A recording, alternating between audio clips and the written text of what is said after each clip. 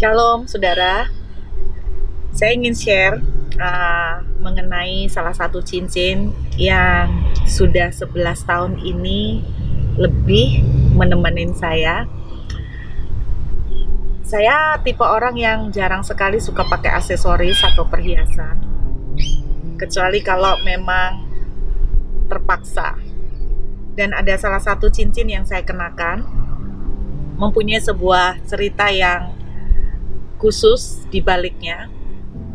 Pada awal-awal saya pelayanan, saudara, saya itu dulu tidak pernah berpikir, saya pikir bahwa kehidupan kekristenan dalam dunia pelayanan itu indah, seperti malaikat. Pokoknya so sweet, semuanya manis-manis, semuanya baik-baik, semuanya indah-indah. Tapi ketika awal-awal Tuhan mulai membawa saya untuk menjadi penyampai firman, kira-kira bulan-bulan pertama saya mulai pelayanan dan begitu banyak undangan khotbah saya terima.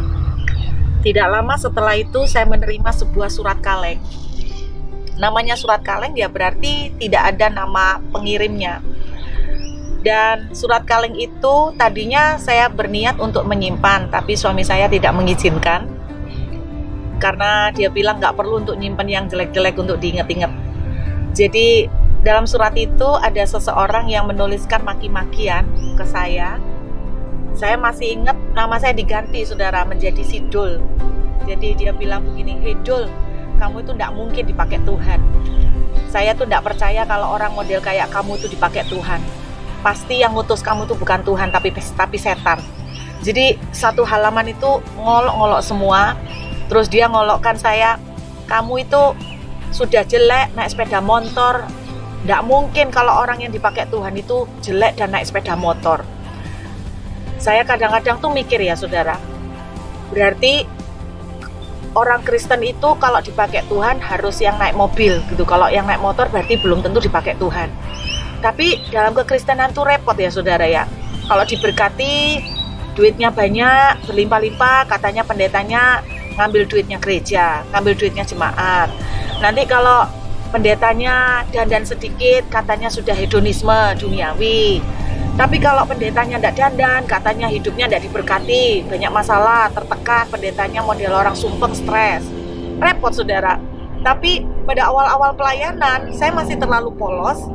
Dan saya tuh tidak pernah membayangkan bahwa dunia pelayanan bisa sengeri itu juga. Saya menerima surat kaleng itu benar-benar membuat saya sangat terpukul.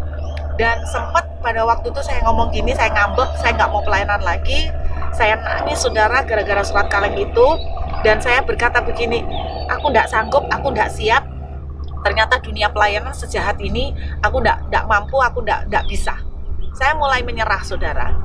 Tapi ada satu jadwal khotbah yang waktu itu setelah kejadian itu tidak mungkin saya batalkan mendadak. Saya sudah berniat untuk membatalkan semua jadwal yang sudah masuk karena saya benar-benar merasa tidak siap. Mental saya tidak sanggup untuk masuk di dalam dunia pelayanan. Singkatnya, pada waktu saya hadir di persekutuan doa itu sebagai pembicara, di akhir kebaktian, pemimpin persekutuan doa itu mendatangin saya, seorang ibu-ibu, dan dia bilang begini, "Ibu Ruth, saya ini tidak tahu kenapa, beberapa hari yang lalu saya tuh disuruh Tuhan pergi ke toko emas untuk beli sebuah cincin. Cincinnya pun saya nggak tahu yang mana. Tuhan itu kasih tunjuk, cincin yang ini yang harus kamu ambil. Terus cincin ini kamu nanti harus sematkan di jarinya hambaku Ruth." Jadi dia tidak tahu jari saya seberapa.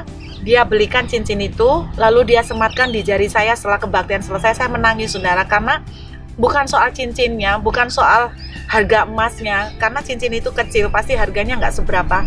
Tapi yang membuat saya menangis karena dia menceritakan arti dari cincin tersebut. Jadi di cincin itu ada dua mata, satu mata besar dan satu matanya kecil, sirkon besar dan kecil. Lalu dia bilang begini, yang mata sirkon yang besar itu berbentuk bunga. Dia bilang itu adalah gambaran Tuhan Yesus Bapa. Sedangkan yang kecil adalah kamu, Ibu Ruth, katanya gitu. Dia bilang begitu, yang kecil adalah Ibu Ruth. Tuhan suruh saya sematkan cincin ini ke jari ibu untuk menyampaikan pesan dari Tuhan bahwa Ibu Ruth nggak usah takut karena dia adalah Bapa yang sudah memanggil Ibu. Dia adalah Papa yang akan selalu menyertai dan menemani Ibu. Dia akan bersama dengan Ibu. Jadi Ibu nggak usah merasa lonely, Ibu nggak usah merasa sendirian, Ibu nggak usah merasa bahwa Ibu seperti ada di dalam padang gurun sendirian, karena Tuhan yang memilih dan Tuhan yang akan menyertai Ibu sampai selama-lamanya. Saya menangis saudara, arti seperti itu. Saya diingatkan Ibrani 13 ayat yang kelima. Tuhan bilang begini, aku sekali-kali tidak akan membiarkan engkau, dan aku sekali-kali tidak akan meninggalkan engkau.